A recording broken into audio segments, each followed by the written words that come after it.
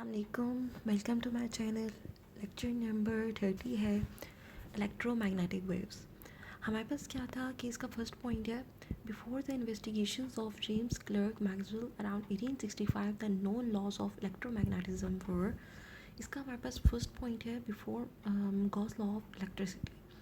इसमें हमारे पास गॉस लॉ ऑफ इलेक्ट्रिसिटी क्या है कि टोटल जो फ्लक्स है that was enclose inside a close surface वो होता है equal to total charge enclosed inside a surface divided by epsilon naught. अच्छा, इसका सेकंड है हमारे पास Gauss law of magnetism. Gauss law of magnetism क्या है कि टोटल मैग्नेटिक फ्लक्स जो इनसाइड अ क्लोज सर्फेस होता है वो ज़ीरो के इक्वल होता है। क्यों ज़ीरो को इक्वल होता है? क्योंकि हमारे पास ऊपर तो इलेक्ट्रिक चार्जेस हैं लेकिन हमारे पास कोई मैग्नेटिक चार्जेस नहीं होते जो कि किसी सर्फेस के अंदर हम क्लोज करें तो उसका मैग्नेटिक फ्लक्स आ जाए। तो इसका मैग्नेटिक फ्लक्स ज़ीरो होता है क्योंकि हमारे पास कोई ऐसे मैग्नेटिक चार्जेस नहीं होते। थर्ड पॉइंट है हमारे पास Faraday's law of induction. Faraday's law of induction हमारे पास क्या है कि चेंज जो होता है, change in magnetic flux is equals to the induced EMF. ठीक है, induced EMF in the circuit. अब हमारे पास ये कैसे इंड्यूस्ड ईएमएफ के इक्वल है? हमारे पास जो वोल्टेज होता है वो होता है ई इंटू आर के, और इसी वोल्टेज को हम लोग कहते होते हैं इलेक्ट्रोमोटिव फोर्स, और ये होती है एफ ई के इक्वल। तो इसलिए अगर हम इसकी इंटीग्रल लेते हैं और ये डी आर हो जाता है, डी आर का मतलब डी एस सी होता है, और ये तो ये हमारे पास चेंज इन मैग्नेटिक फील्ड जो होता है that is equals to the E M F. ये फैराडेज लॉ था। उसके बाद हमारे पास था एम्पियर्स लॉ। एम्पियर्स लॉ की वजह से क्या होता है कि जो हमारे पास करंट जो चेंज होता है उसकी वजह से हमारे पास मैग्नेटिक फील्ड प्रोड्यूस होती है। ये तमाम लॉज हम पिछले लेक्चर्स में डिटेल के साथ पढ़ चुके हैं।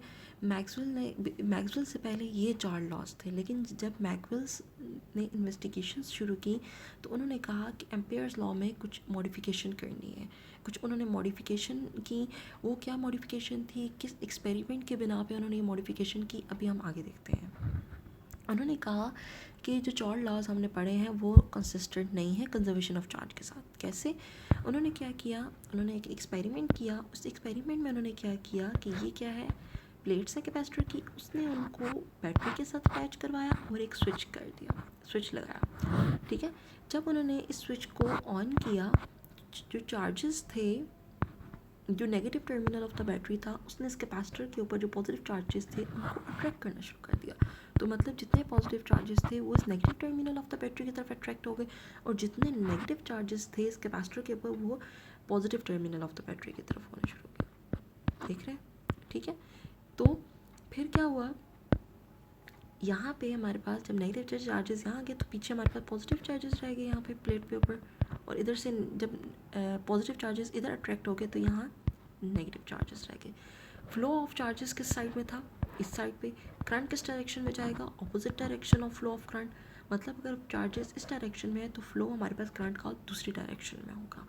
तो क्या करेंगे फिर? मैक्सवेल ने क्या किया कि उसने नोट किया कि ये एक इस सर्किट के अंदर हमारे पास उसने क्या किया, पहले एक एम्पियर्स लूप बनाया, एक यहाँ पे और एक यहाँ पे।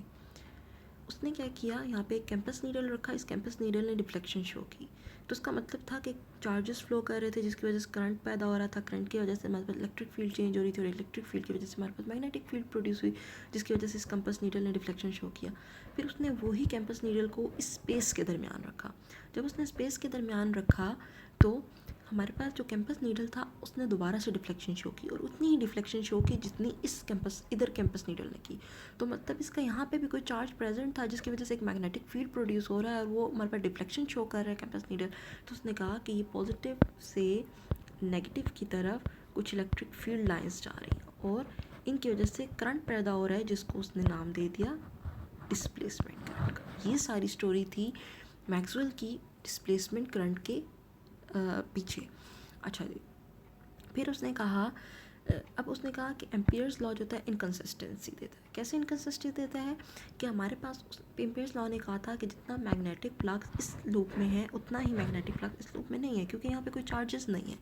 लेकिन मैक्सवेल ने ये प्रूव किया कि यहाँ पे चार्जेस हैं, और यहाँ पे जो चार्जेस यहाँ पे हमारे पास मैग्नेटिक फील्ड है, मैग्नेटिक फील्ड प्रोड्यूस हो रही है। ये मैग्नेटिक फील्ड प्रोड्यूस हो रही है इन इलेक्ट्रिक फील्ड लाइंस की वजह से जो चेंज हो रही हैं, और यहाँ पे मैग्नेटिक फील्ड प्रोड्यूस हो रही है चार्जेस की वजह से। जब आप सेकंड पॉइंट पढ़ेंगे, सेकंड पॉइंट पे एंड पे जो लाइंस लिखी हुई हैं, this is really the most important point. A magnetic field may have two separate reason for existence, flowing charges और चेंजिंग द इलेक्ट्रिक फील्ड्स। यही एक पॉइंट था जो कि मैक्सवेल ने क्लियर कर दिया कि यहाँ पे हमारे पास जो मैग्नेटिक फील्ड प्रोड्यूस हो रहा है वो प्रोड्यूस हो रहा है चेंजिंग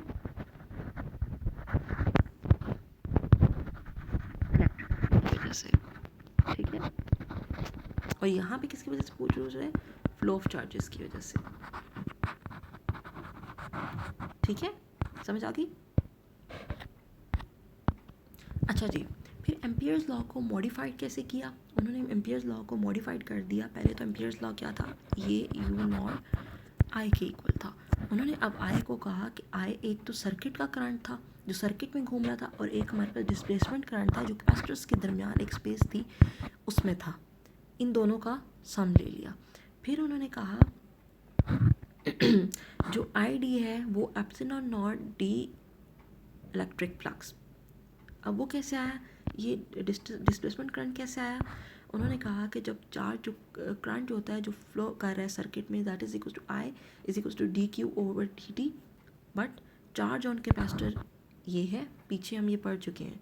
सो आई क्या आ जाएगा, जब चार्ज की वैल्यू डालेंगे तो epsilon not E A, epsilon not को बाहर ले आए और ये अंदर रह गया, तो ये क्या हो जाता है, that is change in electric flux जो कि आई डी के इक्वल आ गया। Got my point? उसके बाद हमारे पास है एक पॉइंट है changing electric field in gap causes in magnetic field as a current in the circuit cause magnetic field. ये बहुत इंपॉर्टेंट पॉइंट है जो कि मैक्सवेल का पूरी इस एक्सपेरिमेंट के उन्होंने निकाला। एक ये कि जो सर्किट में करंट जो सर्किट में चार्जेस की वजह से हमारे पास जो मैग्नेटिक फील्ड प्रोड्यूस हो रहा है और कैपेसिटर के दरमियान जो स्पेस है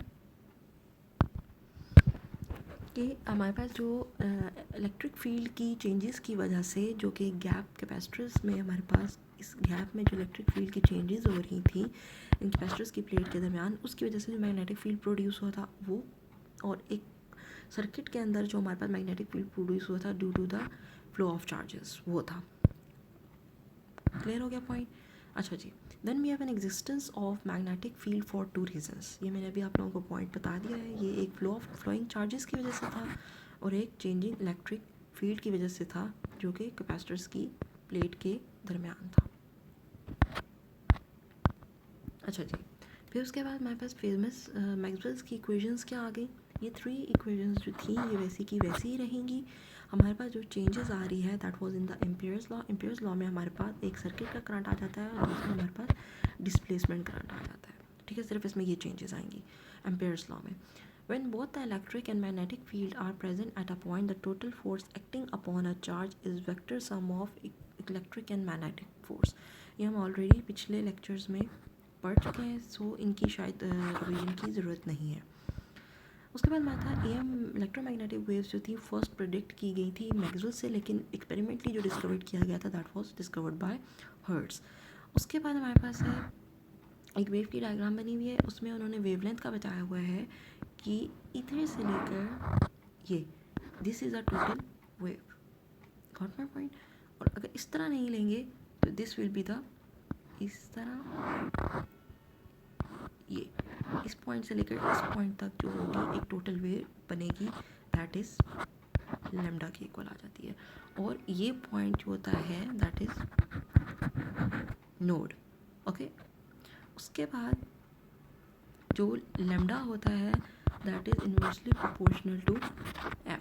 ये भी बहुत इंपॉर्टेंट रिलेशन है, इसको भी याद रखिएगा। एमसीक्यूज़ से रिलेटेड बहुत ज़्यादा इंपॉर्टेंट है। अच्छा जी, wave is characterized by amplitude and frequency। कि वेव की फ्रीक्वेंसी भी कोई होती है, वेव की कोई एम्पलीट्यूड भी होता है. These are all the characteristics of the wave. अच्छा जी, तो हमारे पास एग्जांपल है कि हमारे पास एक रेड लाइट दी हुई है जिसकी वेवलेंथ हमें दी हुई है, हमने फ्रीक्वेंसी फाइंड करनी है. हमारे पास जो फार्मूला होता है फ्रीक्वेंसी का, दैट इज़ इक्वल्स टू, पहले हम लोग c is equals to frequency into lambda. Frequency कैसे निकालेंगे? C over lambda is equals to frequency. C speed of light और हमारे पास वेवलेंथ जो हमें 700 वेवलेंथ दी हुई होगी. इस तरह इस फॉर्मूला से हम लोग ये वैल्यू निकाल लेंगे. उसके बाद electromagnetic wave can travel through empty space. इसमें हमारे पास क्या होता है कि अगर इलेक्ट्रोमैग्नेटिक वेव जो होती है वो एम्प्टी स्पेस से ट्रैवल कर सकती है. ये एक्सपेरिमेंट के थ्रू मैक्सवेल ने पहले बता दिया था हमें. लेकिन उसमें हमारे पास क्या है कि जब हमारे पास इलेक्ट्रिक फील्ड में चेंज आता है तो उसी तरह हमारे पास मैग्नेटिक फील्ड में चेंज आता है. कि अगर इलेक्ट्रिक फील्ड चेंज करती है, change in electric field produces magnetic field and change in magnetic field produces an electric field. तो वेव किस डायरेक्शन में प्रोपोगेट करती है? फॉरवर्ड डायरेक्शन में. अगर हमारे पास एक्स डायरेक्शन में इलेक्ट्रिक फील्ड चेंज कर रहा है तो वाई डायरेक्शन में हमारे पास मैग्नेटिक फील्ड चेंज करेगा. तो हमारे पास direction of propagation of wave किस डायरेक्शन में होगी? In the z direction. ये हो गया. उसके बाद हमारे पास है, अगर इलेक्ट्रिक फील्ड मैंने कहा था अभी एक्स डायरेक्शन में है तो ई एक्स क्या हो जाएगा? ई नॉट साइन. ये क्या है हमारे पास? ये होल क्या है? फेज़. ये कांस्टेंट रहता है और इसको हम लोग क्या कहते हैं? फेज़ कहते हैं. और मैग्नेटिक फील्ड वाई डायरेक्शन में क्या है? B naught sine. This is also a phase. अब आप देखेंगे, नोट करेंगे कि इलेक्ट्रिक फील्ड और मैग्नेटिक फील्ड दोनों की फेजेस क्या है? सेम है. ठीक है. तो हम लोग क्या कर सकते हैं कि जब अगर ई नॉट और बी नॉट की रेशियो जब निकालते हैं तो हमारे पास आ जाती है E naught divide by B naught c के ऊपर. ठीक है. उसके बाद हमारे पास है जी, तो ये जो हमारे पास रिलेशन है, this is the relation for amplitude.